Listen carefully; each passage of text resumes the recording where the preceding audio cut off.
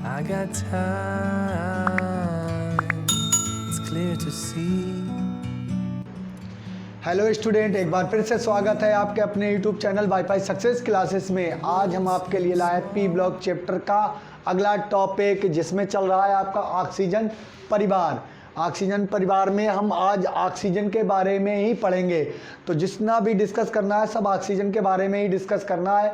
Oxygen को कैसे बनाया गया था और सबसे पहले किसने इसको बनाया था और इसका ऑक्सीजन नाम किसने रखा है, इसके बारे में भी बात करेंगे। और ऑक्सीजन की उपलब्धता इस वातावरण में कितने प्रतिशत पाई जाती है, तो इसके बारे में करेंगे चर्चा। पिछले वीडियो में हमने जो भी पी ब्लॉक के तत्वों में ऑक्सीजन परिवार के इलेक्ट्रॉनिक विन्यास, फिर उनके तत्वों के बारे में संपूर्ण जानकारी दे दी थी आपको। अब अगला वीडियो है कि हम उसके यौगिकों के बारे में पढ़ेंगे और डिस्कस करेंगे कि क्या है ऑक्सीजन, और इसके बाद में आएगा अपना टॉपिक सल्फर। तो यहाँ पर है चैप्टर 6 पी ब्लॉक के तत्व और ऑक्सीजन, जिसे हम बोलते हैं डाई ऑक्सीजन या ऑक्सीजन। इसका जो अणुसूत्र होता है वो O2 होता है और सिंबल O होता है। तो ऑक्सीजन के बारे में चर्चा करेंगे। तो सबसे पहले ऑक्सीजन का इतिहास जान लेते हैं। ऑक्सीजन को सबसे पहले 1772 में सीले नामक वैज्ञानिक ने मर्क्यूरिक ऑक्साइड और सोरे के नाइट्रेट के साथ गर्म करके बनाया था, या बोलेंगे सोरे का नाइट्रेट, पोटेशियम नाइट्रेट को गर्म करके बनाया था। 1772 में सीले नामक वैज्ञानिक ने मर्क्यूरिक ऑक्साइड और पोटेशियम नाइट्रेट को गर्म करके बनाया था। उसके बाद में इसका नाम 1776 में, 1776 में लेवासिए नामक वैज्ञानिक ने इसका ऑक्सीजन नाम दिया और इसके अणुसूत्र की रचना की है। तो आप जान चुके हैं इसका इतिहास कि 1772 में सीले ने लाल मर्क्यूरिक ऑक्साइड और पोटेशियम नाइट्रेट को जब अलग अलग गर्म किया तो उन्हें एक ऐसी वायु प्राप्त हुई, ऐसी गैस प्राप्त हुई जो उदासीन माध्यम में थी। तो उदासीन माध्यम में थी, उसका मतलब बनाने के बाद में कुछ दिनों के लिए ऐसे छोड़ दिया, लेकिन कुछ सालों के बाद, लगभग 4 साल के बाद, लेवासिए ने इसका नाम ऑक्सीजन रखा और इसके अणुसूत्र की रचना की। आप जानते हैं कि हमारे वातावरण में जो वायुमंडल पाया जाता है, वायुमंडल में वायुमंडल की गैस को यदि हम 100 ml या बताएंगे 100 ml गैस को ले लें तो उसमें 21% ऑक्सीजन गैस उपस्थित होती है और 78% नाइट्रोजन गैस होती है, जिसका जितने भी मतलब स्तनधारी उभयचर हैं जो श्वसन करते हैं तो वो ऑक्सीजन का ही उपयोग करके श्वसन क्रिया संपन्न करते हैं। और इनका निर्माण वातावरण के पेड़ पौधों द्वारा होता है। जो वातावरण में पाई जाने वाली ऑक्सीजन गैस होती है, इसका निर्माण हमारी वनस्पतियों और बड़े बड़े वृक्षों द्वारा होता है। वो कैसे होता है? जब वातावरण की कार्बन डाइऑक्साइड और जल ग्रहण करते हैं, वातावरण की कार्बन डाइऑक्साइड और जड़ों द्वारा जल को ग्रहण किया जाता है, तो पौधे निर्माण करते हैं ग्लूकोज का, यानी कि अपने कार्बोहाइड्रेट का, जो उनका भोजन होता है। और उसके बाद में ऑक्सीजन को वो निकालते हैं जो वातावरण में उपस्थित होती है। तो कार्बन डाइऑक्साइड जो विभिन्न संसाधनों से वायुमंडल को दूषित करती है और बहुत से संसाधनों द्वारा निकलती है, कोयले को जलाने पर, अन्य वस्तुएं जलाने पर, जो भी सेलुलोज की चीज़ें या बोले कार्बोहाइड्रेट जलते हैं, वो कार्बन डाइऑक्साइड और बनाते हैं और जल से ये क्रिया करने के बाद में ग्लूकोज बना लेते हैं और ऑक्सीजन गैस मुक्त होती रहती है, वो भी स्टोमेटा रंध्रों से। तो यहाँ पर हम कार्बन को 6 करेंगे तो 6 ये, और हाइड्रोजन कितने हैं? 12, तो इसको भी 6 करेंगे, 6 दूनी 12। तो यहाँ पर ऑक्सीजन की संख्या 6 दूनी 12 और 6 एकन 6 हो जाती है। तो यहाँ पर हमें 6 ही मिल रहे हैं, तो यहाँ पर कितने ऑक्सीजन रिलीज होंगे? 6 दूनी 12 ऑक्सीजन आपको प्राप्त होंगे। तो पेड़ पौधे इस क्रिया विधि द्वारा, और ये प्रकाश की उपस्थिति में होती है, प्रकाश की उपस्थिति में जो सूर्य प्रकाश होता है, पेड़ पौधे कार्बन डाइऑक्साइड को ग्रहण करते हैं और जल को किससे लेते हैं? जड़ों द्वारा भूमि से नमी को अवशोषित करके ग्लूकोज का निर्माण करते हैं और स्टोमेटा रंध्रों से ऑक्सीजन गैस को रिमूव कर देते हैं, निकाल देते हैं। तो इन विधियों द्वारा ऑक्सीजन को बनाया जा सकता है। अब आ जाता है ऑक्सीजन। तो ऑक्सीजन को प्रयोगशाला में किस प्रकार बनाएंगे? तो ऑक्सीजन बनाने की विधियां,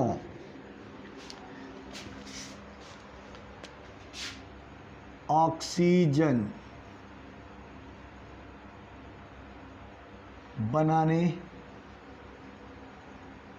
की विधियां,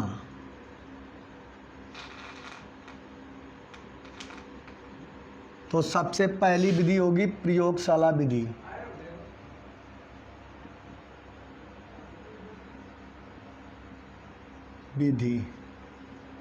तो प्रयोगशाला विधि में सबसे पहला एक ही पॉइंट होगा कि पोटेशियम क्लोरेट, पोटेशियम क्लोरेट को जब मैग्नीज डाइऑक्साइड उत्प्रेरक, ये उत्प्रेरक का काम करता है, जब पोटेशियम क्लोरेट को मैग्नीज डाइऑक्साइड उत्प्रेरक की उपस्थिति में 250 डिग्री सेंटीग्रेड के तापमान पर गर्म करते हैं तो हमें प्राप्त होता है पोटेशियम क्लोराइड। पोटेशियम क्लोराइड और ऑक्सीजन गैस निकलती है। क्या करेंगे? पोटेशियम क्लोरेट को मैग्नीज डाइऑक्साइड उत्प्रेरक कैटालिस्ट की उपस्थिति में जब 250 डिग्री सेंटीग्रेड के तापमान पर गर्म करेंगे तो पोटेशियम क्लोराइड और ऑक्सीजन गैस बनती है। ये लीजिए, आपका पूरा हो गया पोटेशियम क्लोरेट से ऑक्सीजन गैस का निर्माण। इस प्रकार से हम प्रयोगशाला में ऑक्सीजन गैस का निर्माण करते हैं। अब आ जाती है औद्योगिक विधियाँ। औद्योगिक विधियों में अन्य विधियां भी होती हैं, तो हम अन्य विधियां लिखते हैं। अन्य विधियां, अन्य विधियां। तो ऑक्सीजन गैस बनाने की अनेकों विधियां होती हैं, जिसमें हम महत्वपूर्ण विधियां जो आपके सिलेबस से रिलेटिव हैं उन विधियों को ही बताएंगे। सिर्फ उतनी ही 2-3 विधियां हैं तो उनके बारे में जानेंगे। सबसे पहली आपकी प्रयोगशाला विधि थी और अन्य विधियों में कई विधियां होंगी। तो पहली विधि, धातुओं के ऑक्साइडों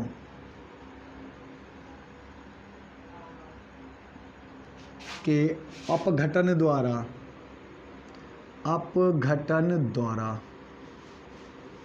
धातुओं के ऑक्साइडों का यदि हम अपघटन कर देंगे तो हमें प्राप्त होगी ऑक्सीजन गैस। जैसे मर्क्यूरिक ऑक्साइड, HgO को कहते हैं मर्क्यूरिक ऑक्साइड, और हम उसके बाद में ले लेंगे लेड ऑक्साइड Pb3O4।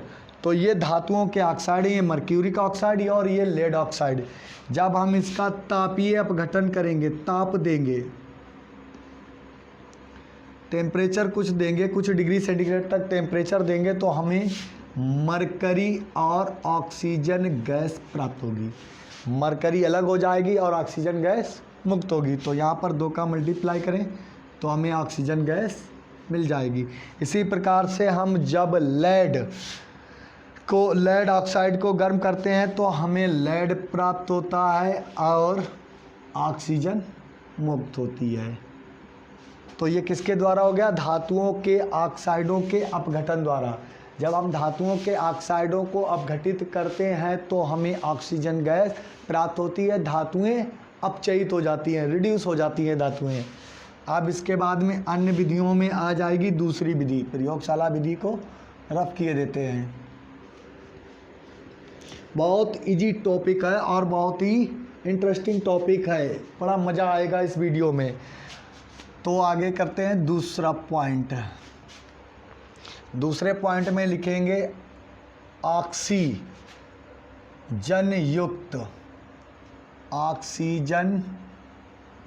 युक्त यौगिकों के अपघटन द्वारा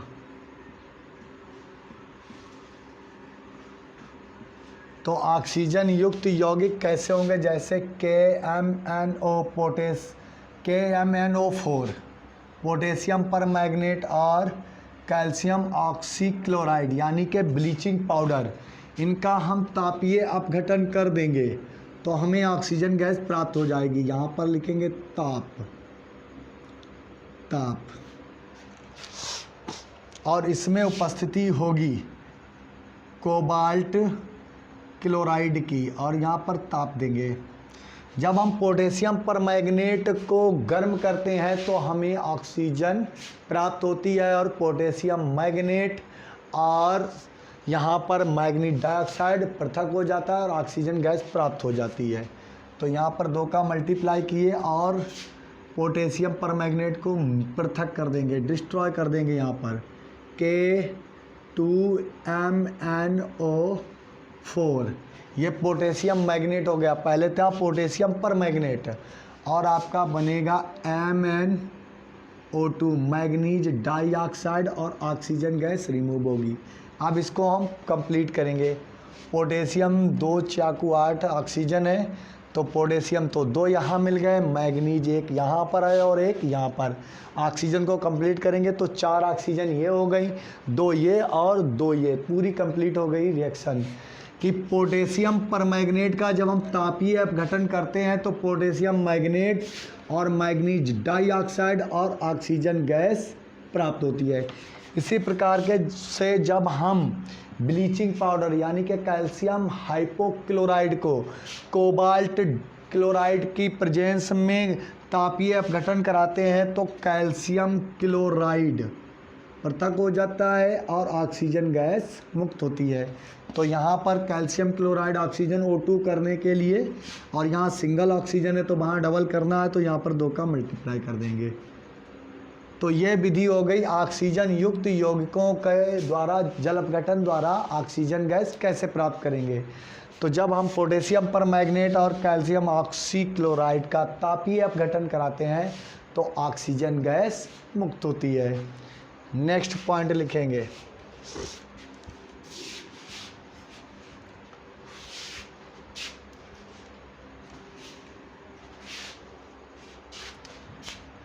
नंबर 3, परऑक्साइडों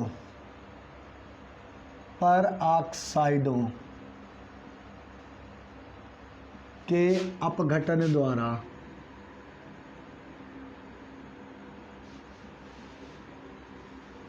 किसी का भी परऑक्साइड हो, जैसे हाइड्रोजन परऑक्साइड, सोडियम परऑक्साइड, ये हाइड्रोजन परऑक्साइड है, ये सोडियम परऑक्साइड है। जब हम इसका तापीय अपघटन करेंगे तो उत्प्रेरक की उपस्थिति होगी, यहाँ भी लिख देंगे कोई उत्प्रेरक होगा, उत्प्रेरक की उपस्थिति। जब हम पोटेशियम परमैंगनेट को प्लेटिनम उत्प्रेरक की उपस्थिति में गर्म करते हैं तो हमें जल और ऑक्सीजन प्राप्त होती है। अब ऑक्सीजन के नंबर कितने हो गए, 2 यहाँ पर है और 1 यहाँ, 3 है। यहाँ पर तो 2 ही लिए थे तो 2 का मल्टीप्लाई करिए और 2 यहाँ करेंगे तो 2 1 2 और 2 4 हो जाएंगे। इसी प्रकार से जब हम सोडियम परमैंगनेट का अपघटन करेंगे तो हमें सोडियम मेटल प्राप्त होगी, सोडियम धातु, और ऑक्सीजन गैस पृथक हो जाएगी। ये हमें ऑक्सीजन गैस हर बार में प्राप्त हो रही है। तो हम जब परऑक्साइडों का तापीय अपघटन करते हैं तो हमें ऑक्सीजन गैस प्राप्त होती है। अब नेक्स्ट लिखेंगे,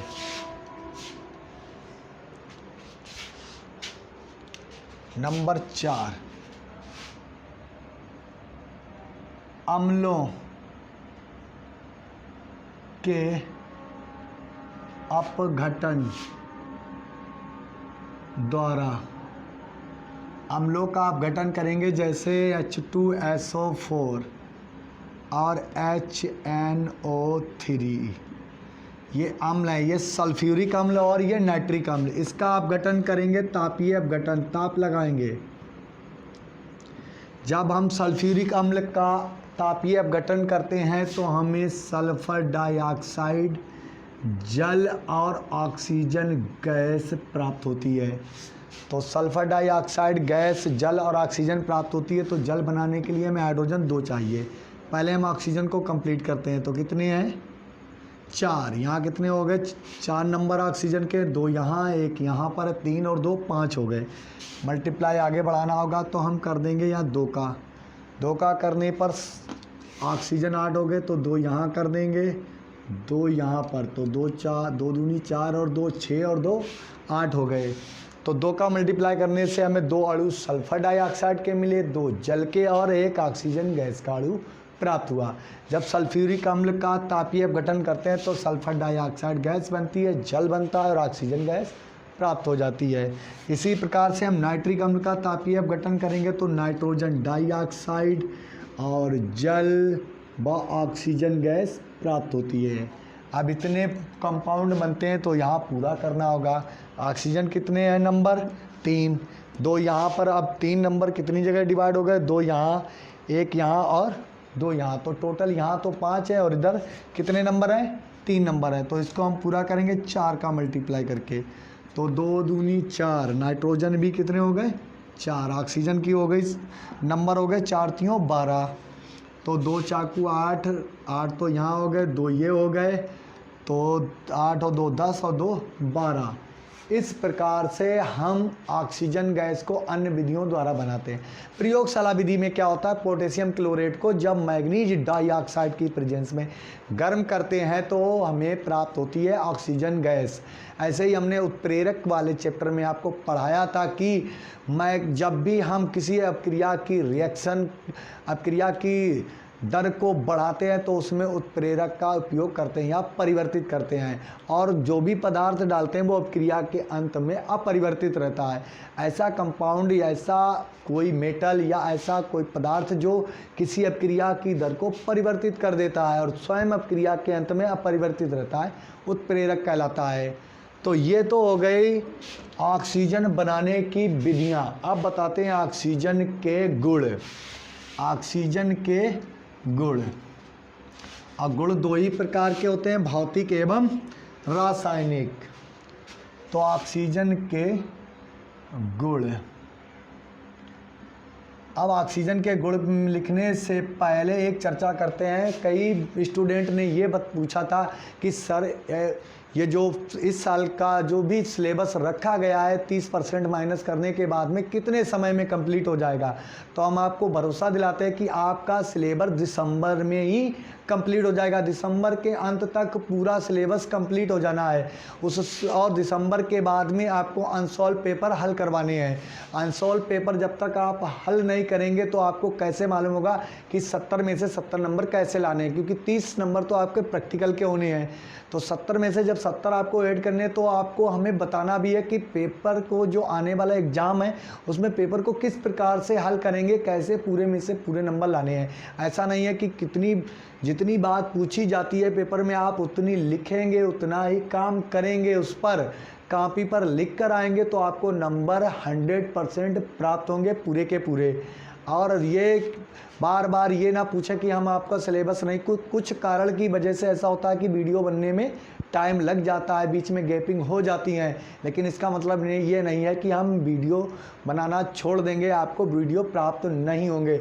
लेकिन इससे पहले कि हमारे वीडियो यदि आपको पसंद आते हैं तो अपने जितने भी फ्रेंड सर्किल में वीडियो को शेयर कर दिया करें, और वीडियो जब पसंद आता है तो वीडियो को लाइक भी कर दिया करें। और जो भी स्टूडेंट हमारे चैनल से नए जुड़े हैं तो वो चैनल को सब्सक्राइब कर लें और बेल आइकन को प्रेस कर लें ताकि आने वाले वीडियो का नोटिफिकेशन आपको जल्दी से जल्दी प्रोवाइड हो जाए। और हमने आपसे वादा किया था कि सभी विषय आपको इस चैनल पर पढ़ाए जाएंगे, सभी पढ़ाए जा रहे हैं, बस शर्तें अभी हिंदी का टॉपिक स्टार्ट नहीं हुआ है। बस हिंदी का टॉपिक आपको बहुत जल्दी मिलने वाला है, तो बने रहिए हमारे चैनल के साथ में और पढ़ते रहिए, लाइफ को एंजॉय करते रहिए और मुस्कुराते मुस्कुराते पढ़ते रहना है। तो अब आ जाएंगे, हम पढ़ेंगे ऑक्सीजन के गुण। ऑक्सीजन के गुण में होगा भौतिक गुण और रासायनिक गुण। तो सबसे पहले भौतिक गुण के बारे में चर्चा करेंगे और बताएंगे भौतिक गुण क्या है। पहला भौतिक गुण, फिजिकल प्रॉपर्टीज ऑफ ऑक्सीजन। तो पहला पॉइंट लिखेंगे, यह एक रंगहीन, गंधहीन, गंधहीन, स्वादहीन, ना तो गंध होती है ना ही स्वाद होता है, स्वादहीन गैस है। ठीक है, यह ऑक्सीजन जो होती है एक रंगहीन, गंधहीन, स्वादहीन गैस है। दूसरा पॉइंट लिखेंगे, यह जल में अविलय, जल में ऑक्सीजन नहीं घुलती है, इतना बात याद रखें। जल का फार्मूला H2O होता है, वो उसका एक आणविक सूत्र होता है, लेकिन जल में ऑक्सीजन घुलनशील नहीं होती है। जल में अविलय है, परंतु क्षारीय पायरोगैलोल, क्षारीय पायरोगैलोल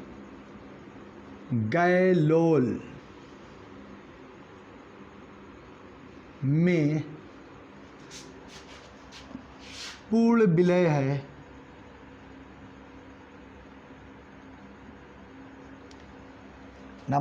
अगला नंबर 3,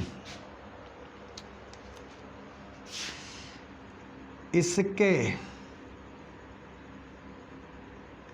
3 समस्थानिक,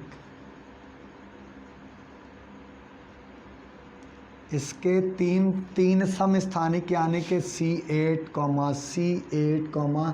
C8, तो ऑक्सीजन के 3 समस्थानिक होते हैं। कितने होंगे?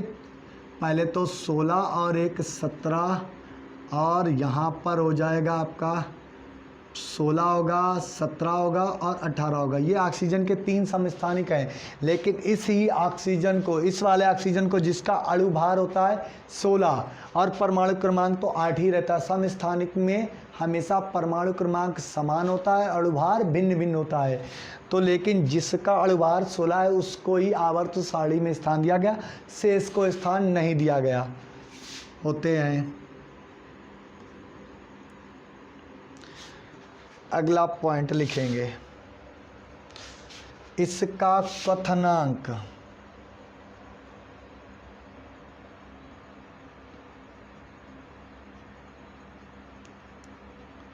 -180 डिग्री सेंटीग्रेड तथा हिमांक -208 डिग्री सेंटीग्रेड होता है। और ये जब हिम बनकर जम जाती है तो बर्फ़ में बदलता है। जब ऑक्सीजन बर्फ़ जैसा बन जाता है तो ये हल्के नीले रंग का होता है। तो इसका क्वथनांक -180 डिग्री सेंटीग्रेड व हिमांक -208 डिग्री सेंटीग्रेड होता है जब ये नीले रंग के ठोस में बदल जाती है। अगला पॉइंट नंबर 5, यह वायु से हल्की होती है,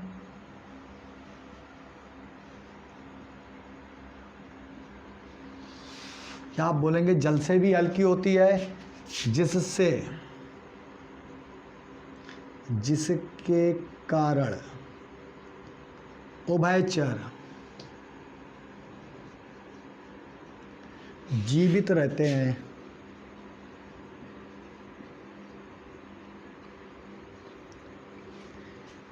ये हो गए आपके ऑक्सीजन के भौतिक गुण। अब इसके बाद में आ जाएंगे आपके रासायनिक गुण।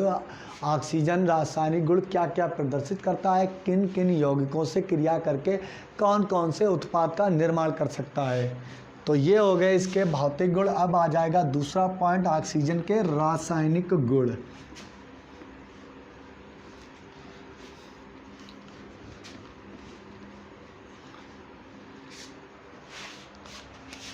नंबर 2 पॉइंट होगा रासायनिक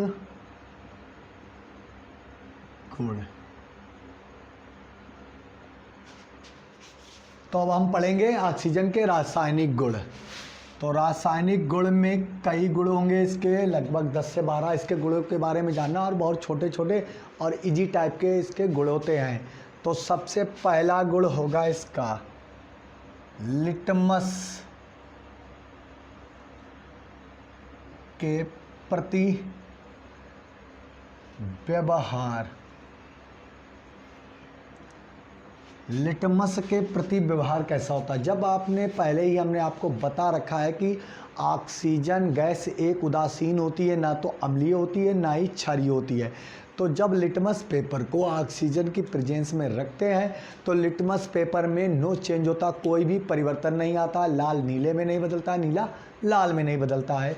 तो लिटमस में कोई भी परिवर्तन नहीं आता। इससे यह सिद्ध होता है ऑक्सीजन गैस एक उदासीन गैस है। दूसरा पॉइंट लिखेंगे, दहन। दहन दहन का मतलब होता है किसी चीज़ का डिस्ट्रॉय करना, बिल्कुल ही इसको नष्ट कर देना, जलाकर ख़त्म कर देना।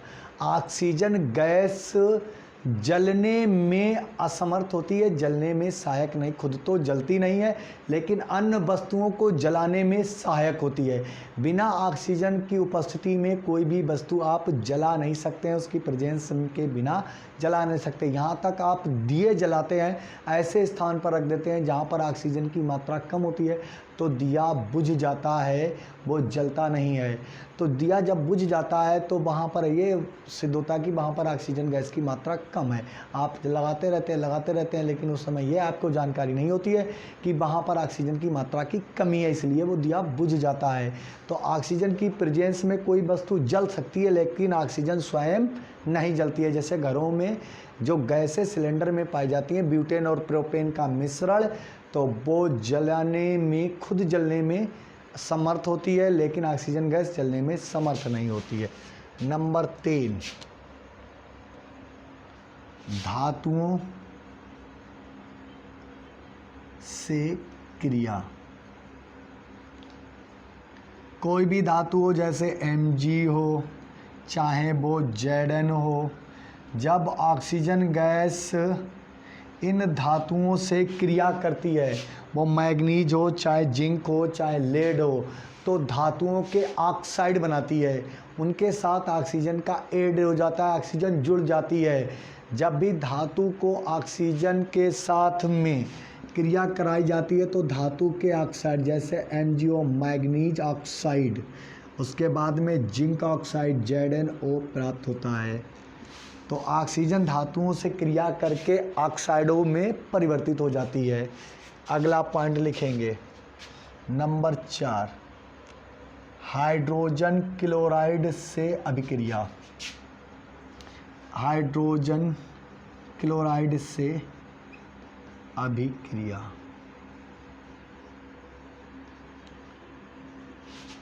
जब भी हम हाइड्रोजन क्लोराइड को ऑक्सीजन के साथ में गर्म करते हैं तो हमें जल और क्लोरीन गैस प्राप्त होती है।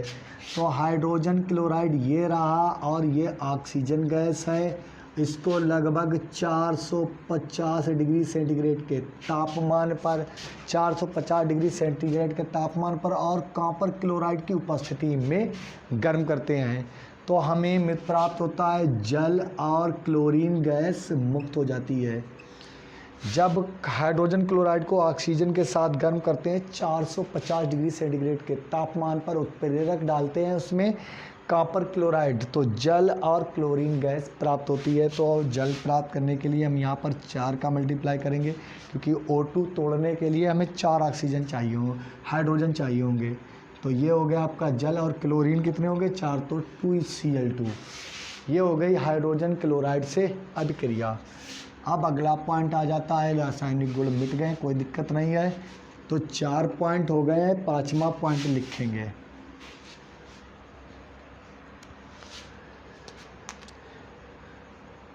नंबर 5, NH3 से अभिक्रिया।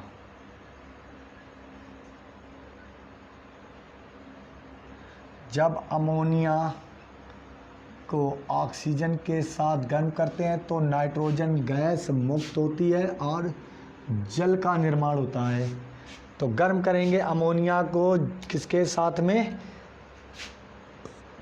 ऑक्सीजन के साथ में, तो नाइट्रोजन गैस मुक्त होगी और जल का निर्माण होगा। 2 ऑक्सीजन तोड़ने के लिए हमें हाइड्रोजन 4 चाहिए लेकिन यहाँ 3 लगे हुए हैं, तो हमें कॉमर्शियल मल्टीप्लाई कर लेना होगा, इधर 4 का इधर 3 का, तो 3 3 9 हो जाएंगे, नहीं सॉरी इधर करेंगे हम 2 का और इधर करेंगे 3 का, तो 3 दूनी 6 और 3 दूनी 6, अभी ज़्यादा हो रहे हैं तो यहाँ पर कर लिए 4 का, 4 3 12, तो 6 दूनी 12, 6 ऑक्सीजन, 3 दूनी नंबर कितने ऑक्सीजन के 6, तो यहाँ पर 6 ऑक्सीजन आपको प्राप्त हो गए। उसके बाद में नाइट्रोजन कितने हैं 4, ये लीजिए नाइट्रोजन हो गई।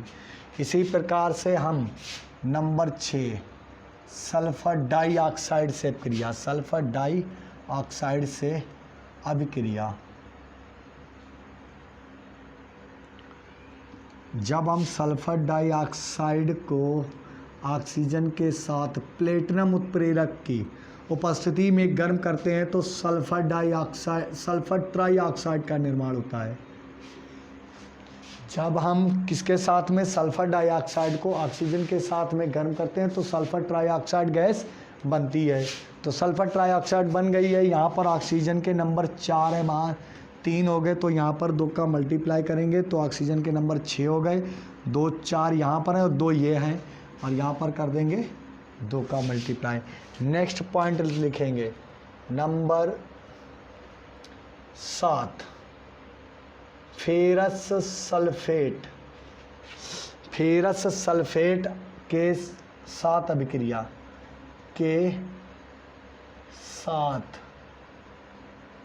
अभिक्रिया।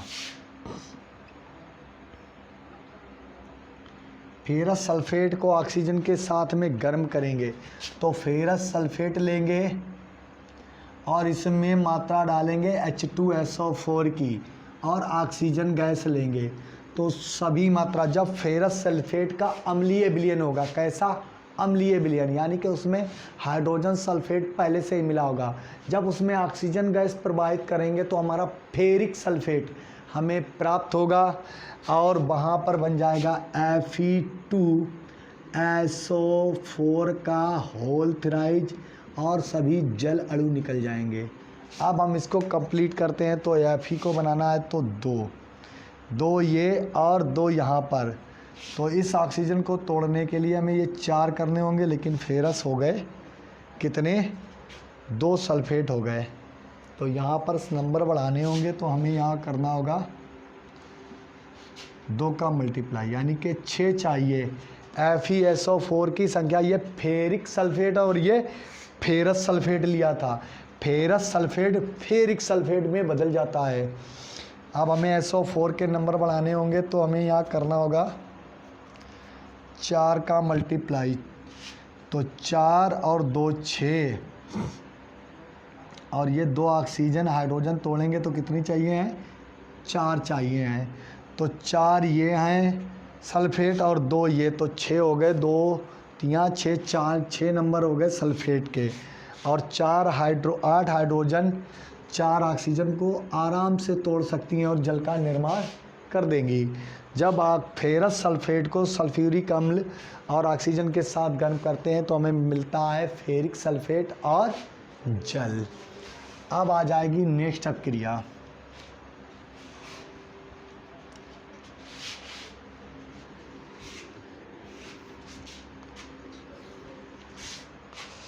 नेक्स्ट अभिक्रिया होगी अभिक्रिया नंबर 7 8 जो भी हो, स्टेनस क्लोराइड से अभिक्रिया। स्टेनस क्लोराइड से अभिक्रिया, ये नंबर होगा 8, स्टेनस क्लोराइड से अभिक्रिया। जब स्टेनस क्लोराइड SnCl2 को हम हाइड्रोजन क्लोराइड यानी कि SnCl2 को अम्लीय बनाएंगे तभी ऑक्सीजन गैस क्रिया करेगी। में ऑक्सीजन गैस प्रवाहित कराते हैं, जब स्टेनस क्लोराइड को हाइड्रोजन क्लोराइड हो तो स्टेनिक क्लोराइड बनता है, SnCl4 बनता है और जल पृथक हो जाता है, यानी कि यहाँ पर हाइड्रोजन अपचयित हो जाती है, तो यहाँ पर 2 करें, ऑक्सीजन अपचयित हो जाती है, तो इस ऑक्सीजन 2 को तोड़ने के लिए हमें 4 करने होंगे, तो 4 ये, तो स्टेनस की संख्या बढ़ा लेनी होगी, तो यहाँ पर हमें करना होगा 2 का मल्टीप्लाई, तो 2 का मल्टीप्लाई करने से 4 दूनी 8 क्लोराइड के नंबर हो गए, 4 यहाँ है और 4 यहाँ है, तो ये स्टेनस क्लोराइड था, स्टेनस क्लोराइड, और ये बन गया स्टेनिक क्लोराइड।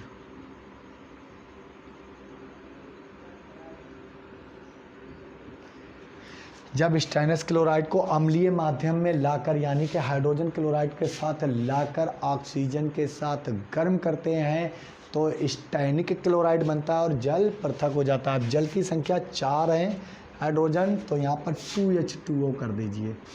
ये लीजिए बन गया आपका stannous chloride, stannic chloride. Number 8 H9H2S से अभिक्रिया,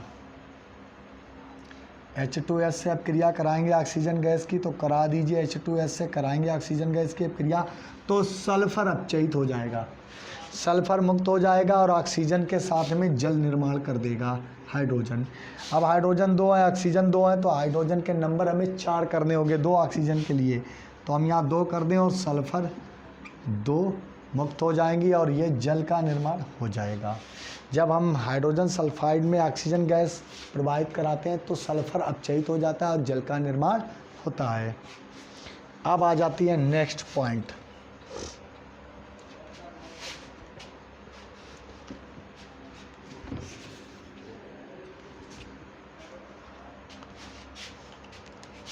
नंबर हो जाएगा आपका 10, नाइट्रिक ऑक्साइड से अभिक्रिया।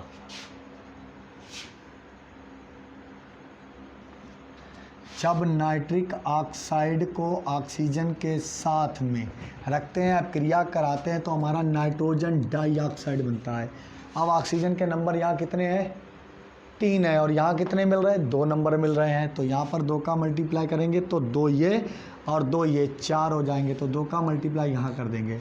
जब नाइट्रिक ऑक्साइड को ऑक्सीजन के साथ गर्म करते तो नाइट्रोजन डाइऑक्साइड प्राप्त होता है। इसी प्रकार से नंबर 11, नाइट्रोजन से अभिक्रिया। अब इसमें कराएंगे नाइट्रोजन से क्रिया।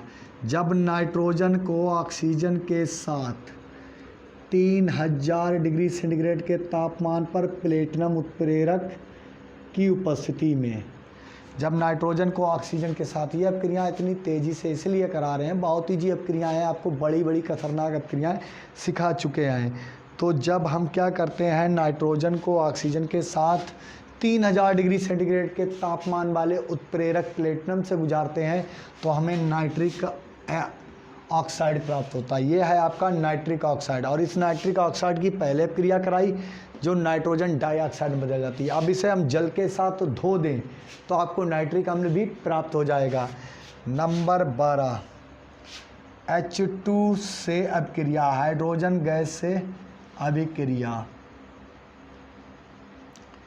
जब हम हाइड्रोजन की अभिक्रिया ऑक्सीजन के साथ विद्युत स्फुलिंग, विद्युत धारा की उपस्थिति में कराते हैं तो हमें जल प्राप्त होता है H2O। तो यहाँ पर 2 का मल्टीप्लाई करिए, आपको ऑक्सीजन पूरे मिल जाएंगे।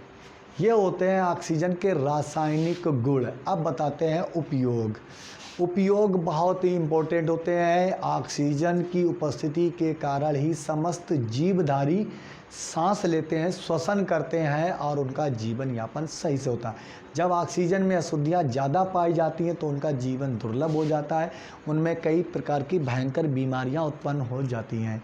ऑक्सीजन का उपयोग प्रयोगशालाओं, डायनामाइट बनाने में, नाइट्रिक अम्ल बनाने में और धातुओं के ऑक्साइड बनाने में किया जाता है। जब गोताखोर समुद्र में गोता लगाते हैं तो वो अपने पीछे पीठ में टांगे हुए सिलेंडर में ऑक्सीजन और हीलियम गैस का मिश्रण भरकर ले जाते हैं ताकि वहाँ का वायुदाब स्थिर बना रहे। ऐसे ही पर्वतारोही जो पर्वत पर चढ़ते हैं वहाँ ऑक्सीजन की उपस्थिति कम हो जाती है, वायुमंडलीय दाब कम हो जाता है, तो वो सिलेंडर में ऑक्सीजन और हीलियम का ही मिश्रण ले जाते हैं। बहुत सी शल्य चिकित्साओं में जिन व्यक्तियों को बीमारी के कारण सांस लेने में कठिनाई होती है तो उनके लिए ऑक्सीजन गैस का उपयोग किया जाता है, तो उनको ऑक्सीजन दी जाती है। डायनामाइट जैसे बम, नाइट्रिक अम्ल बनाने में भी ऑक्सीजन गैस का उपयोग होता है। तो आज के लिए वीडियो में इतना ही रखते हैं, मिलते हैं नेक्स्ट वीडियो में नेक्स्ट टॉपिक के साथ। यदि हमारा ये वीडियो आपको पसंद आता है तो वीडियो को लाइक कर दें और चैनल को सब्सक्राइब कर लें। जो भी हमारे स्टूडेंट नए चैनल से जुड़ रहे हैं तो मिलेंगे नए नेक्स्ट वीडियो में नेक्स्ट टॉपिक के साथ, तब तक के लिए धन्यवाद।